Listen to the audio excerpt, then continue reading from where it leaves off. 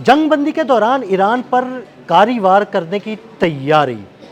America का एक और तैयारा बरदार बहरी जहाज़ मशरिक़ वुस्ता पहुँच गया। ये तैयारा बरदार बहरी जहाज़ कौन सा है और अमेरिका ईरान पर दोबारा हमलों की तैयारी कैसे कर रहा है, इस बारे में आमिर रज़ा से बात करते हैं। आमिर भाई, एक जानिब जंगबंदी मुज़ाकरात, दूसरी जानिब एक और तैयारा बरदार बहरी जहाज़ पहुँच गया। अमेरिका क्या तैयारियाँ कर रहा है? देखिए, अमेरिका तैयारी अपनी पूरी तैयारी में असल में अमेरिका की तैयारियों से आप ज़रा इसको ज़रा लिंक करता हूँ। मैं पहले आपको बता दूँ कि हुआ क्या है। हुआ ये है कि जॉन सी फेलन ने जो इस्तीफ़ा दिया है, जो कि इनके सेक्रेटरी बहरिया हैं, उसके मतलब डोनाल्ड ट्रंप ने कल वजाहत की है कि ये पेंटागन में जहाज़ का मसला था। अच्छा। अब मुझे ये बताइए, जहाज़ का कौन सा मसला था? जहाज़ का मसला मैं आपको बता देता हूँ। पेड हेक्सत के आर्डर से जिसने वज़ीर जंग बनाया था, इन्होंने अब्राहम लिंकन जो था वो नॉर्थ चाइना सी से निकाला और उसको भेजा इधर आपने हरमज़ की तरफ, यानी आप उसको गल्फ़ के पानियों में ले आए। उसके बाद आप जलाल फोर्ड को निकाला आपने पेड हेक्सत के कहने पे, और उसको आपने हैफा की बंदरगाह पे खड़ा किया। और फिर उसके बाद आपने अपना तीसरा बहरी बेड़ा जो है उसको बहरे हिंद की तरफ भिजवा दिया। जॉन सी फेलन जो है वो ये कह रहे थे कि इससे पहले कि आप मुझसे ये बात करते कि जंगी हिकमत अमली में बड़े बहरी बेड़ों की ज़रूरत कहाँ पर कैसे की जाती है, आपने उनको ऐसी जगह पर प्लांट कराया जहाँ पर उन पर हमला हो गया। सही। अब ये देखिए ना, अब्राहम ईरान के निशाने पर आ गए। निशाने पर आ गए, तो इनको बचाया जाता है। ये असल में तैरते हुए आप उनको एयर स्ट्रिप्स कह लें या इनको पूरे शहर हैं। 8-8 10-10 हज़ार लोग उसमें काम करते हैं। सुबकी का सामना करना पड़ा, अब्राहम लिंकन को पीछे ले जाना पड़ा, भगवाना पड़ा। अभी तक वो कहाँ है कहाँ नहीं है किसी को कुछ नहीं पता। हैफा की बंदरगाह के करीब जलाल फोर्ड को लगाया गया, वहाँ से ये हमला करते रहे, लेकिन जब हमला हुआ तो उसकी आग को 30 घंटे तक बुझाया नहीं जा सका। पहले उसको यूनान भेजा गया और यूनान से अब उसको किसी और जगह भेजा गया है, क्रोएशिया में शायद, कि वहाँ उसकी मरम्मत की जाएगी। ये वो सारा मामला था जो अंदर ही अंदर लावे की तरह पक रहा था, और जॉन सी फेलन इसके ख़िलाफ़ थे। क्योंकि पेड हेक्सत अगर अकेले बंदे ने फ़ैसले करने हैं और उसकी बहरिया के सेक्रेटरी से बात भी नहीं करनी है और जंग हिकमत अमली भी नहीं बनानी है, तो फिर वहाँ पर जो कल्चर है उसमें ज़्यादा देर रहा नहीं जा सकता है। देखें, पहले भी जो इनकी चीफ़ ऑफ स्टाफ थे, जॉइंट चीफ़ ऑफ स्टाफ, उन्होंने रिज़ाइन किया था। उसके बाद एक जनरल को हटाया गया। ये सारे का सारा पेड हेक्सत की गलत फ़ौजी हिकमत अमली जो कि मूव करते हैं, जो कि एक तरह की कठपुतली हैं नेतन्याहू की। नेतन्याहू की इस कठपुतली ने अमेरिका को जितना नुकसान पहुंचाया है, अस्करी तौर पर, उसके अखलाकी तौर पर या उसके मुआशी तौर पर, ये नुकसान कभी पूरा नहीं हो सकेगा। अब तीसरा बहरी बेड़े पर आ जाते हैं। ये है जॉर्ज डब्ल्यू बुश। इसको निकाला गया था मेडिटेरियन से, और इसको निकाल कर लाया गया था बहरे हिंद की तरफ, और बहरे हिंद से अब इसको मूव करवाया जा रहा है। दो बातों की तो बड़ी तस्दीक हो गई। पहले इससे कि जॉर्ज डब्ल्यू बुश के आने का मतलब ये है जिसकी सेंट कॉम ने तस्वीर जारी की है, हाँ जी। और उसके डेक पर जहाज़ खड़े हैं जिसमें F-35 भी मौजूद है। वो आप तस्वीर भी लगा दें सेंट कॉम की, वो भी लगाई जा सकती है। जो उनकी क्या उसको कहेंगे, जो उनकी ट्वीट है या उसका जो बयान है, जो बयान है उसका, वो लगाई जा सकती है। इसका मतलब यह है कि अब्राहम लिंकन और जलाल फोर्ड जो हैं वो किसी काबिल नहीं रहे हैं, इसलिए जॉर्ज डब्ल्यू बुश ये निस्बतन उन दोनों से छोटा जहाज़ है। और निस्बतन इसलिए कह रहा हूँ कि वहाँ पर एक 6000 के 8000 लोगों पे था जलाल फोर्ड, और 6000 लोगों पर मुश्तमिल स्टाफ जो क्रू जो था वो था अब्राहम लिंकन पर। 5000 का क्रू जो है इस पर है, और इस पर जहाज़ों की तादाद भी कम है।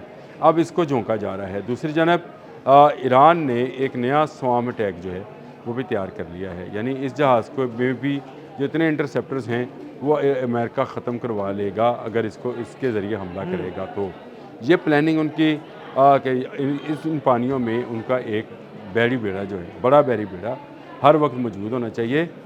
ये बड़ी अच्छी उनकी प्लानिंग हो सकती है, लेकिन इससे पहले वो 2 जहाज़ अपने जो हैं उनको जुज़वी नुकसान पहुँचने के बाद वो जा चुके हैं।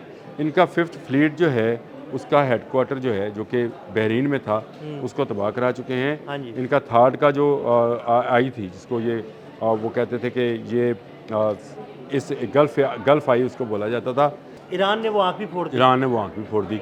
अब ये एक तीसरे जहाज़ को शायद इस तरह से पोर्ट्रेट कर रहे हैं कि ये आएगा तो ये छा जाएगा, देखिए ईरान के लिए इसको भी तबाह करना, कोई ईरान एक नई हुकूमत अमली के साथ आ जाएगा सामने, लेकिन अभी भी इसको आपने हरमुज़ की तरफ नहीं लेके आएंगे, ये अमान के सालों की तरफ यानी पीछे ही जो है पीछे ही रहेगा, इस तरफ नहीं आएगा।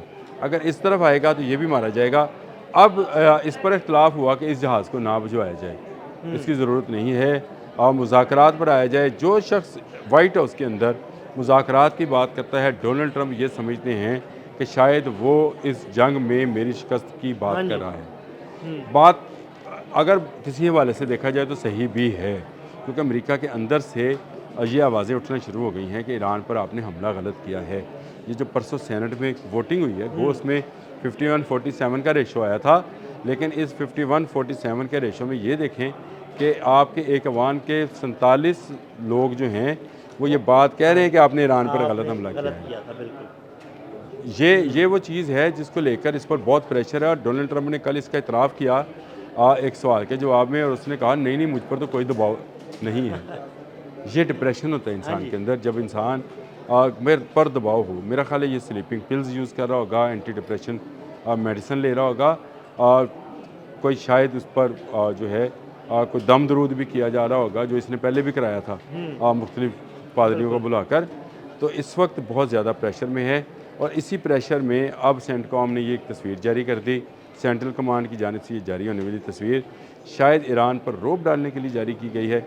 लेकिन ईरान पर अगर अब्राहम लिंकन का रोब नहीं आया, जेराल्ड आर फोर्ड का नहीं आया, तो ये तो निस्बत उनसे जॉर्ज डब्ल्यू बुश जो है छोटा जहाज़ है। तो इससे कोई बड़ी चीज़ आप अगर दिखाना चाहें तो वो दिखा सकते हैं। शायद आपके पास ऐसी कोई चीज़ है नहीं जो आप दिखा पाएँ। हाँ, आपने अपनी जंगी तैयारियों के हवाले से ये दिया, तो जंग तो हो चुकी। 40 रोज़ा जंग में ईरान आपको और आप ईरान को आजमा चुके। ये इसमें कोई दो राय नहीं है कि ईरान में हज़ारों लोग जो हैं बशमूल उनके सुप्रीम कमांडर अली खामनेई के शहीद हुए हैं, और उनके बहुत सारे इंफ्रास्ट्रक्चर को जो है इन्होंने नुकसान पहुँचाया है। लेकिन आप उनको झुका नहीं सके। यही मैं कहता हूँ, अगर आप उनको झुका नहीं पाए हैं तो क्या आपका जॉर्ज डब्ल्यू बुश जो है वो झुका पाएगा? क्या आपकी तस्वीर जारी करने से ईरान उसके रोब में आ जाएगा?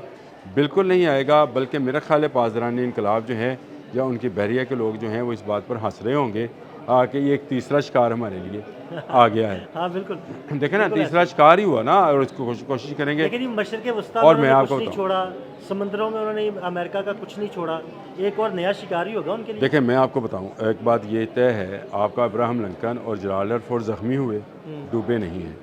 अगर कोई जहाज़ डूब गया अमेरिका का तो फिर ना सिर्फ अमेरिका की मशर डूबेगी, अमेरिका का गुरूर डूबेगा, बल्कि मैं ये कहता हूँ अमेरिका एक नया USSR होगा। अमेरिका में रियासतें अलहदगी का ऐलान कर देंगी। जब आपकी फ़ौजी क़ुव्वत कमज़ोर होती है तो आपके अंदर जो वो मुत्तहिद रहने का कॉन्फिडेंस होता है वो भी शेक करता है। जब वो शेक करता है तो फिर आपकी रियासत जो है टूटना शुरू हो जाती है। तो आपको बाइंड रखने के लिए आपकी फ़ोर्स बड़ी काम करती है। देखें ईरान क्यों बाइंडिंग में रहा, पासदारान इनकलाब फोर्स में थे, ऐसे ही ये वजह है कि वो मुत्तहिद रहे। जैसे ही आपको नज़र आता है कि आपकी फ़ौज जो है कमज़ोर हुई है, तो ना सिर्फ मिडल ईस्ट की रियासतें इनके हाथ से निकल ही रही हैं, वो तो आप छोड़ दें कि मिडल ईस्ट में अब इनकी इजारादारी बाकी रहेगी, वहाँ चीन आ गया है बड़ा प्लेयर बनकर। लेकिन अमेरिका के अंदर भी रियासतें जो हैं वो शायद डिफेंस और करेंसी में से बाहर निकलने की बात करें। ये वो बात चीज़ है जिसको लेकर मैं समझ रहा हूँ कि ये तस्वीर जो है शायद वो इम्पेक्ट ना डाल सके जो ये डालना चाहते हैं। ये उल्टा इम्पेक्ट जाएगा, और ईरान आने वाले वक्त के लिए इसकी तैयारी किए बैठा है कि इनका तीसरा बहरी बेड़ा भी जो है उसको इसको मफलूज ना किया जाए, उसको डुबोया जाए। ये डूबेगा तो अमेरिका डूबेगा, और फिर ईरान जो है, और इस दफ़ा जरूर डुबोएगा। देखिए अमेरिका डूबेगा तो ईरान उभरेगा। ईरान के उभरने से चीन जो है ये एक नई सुपर पावर बन के, यानी सबसे बड़ी सुपर पावर बन के और नए वर्ल्ड ऑर्डर के साथ जो है वो आएगा। ये मेरी प्रेडिक्शन है कि अब वर्ल्ड ऑर्डर जो है, ये न्यू वर्ल्ड ऑर्डर अमेरिका में आया था 2000 में, उसके बाद इराक़ पर और बाकी चीज़ों पर हमला किया गया था। ये अब 2026 में इस साल के एंड तक आपको चाइनीज़ न्यू वर्ल्ड ऑर्डर जो है वो नज़र आना। बहुत शुक्रिया आमिर भाई। मज़ीद अपडेट्स के लिए अदील अहमद और आमिर रज़ा को फॉलो करते रहें। अब तक के लिए इजाज़त दीजिएगा। अल्लाह हाफ़िज़।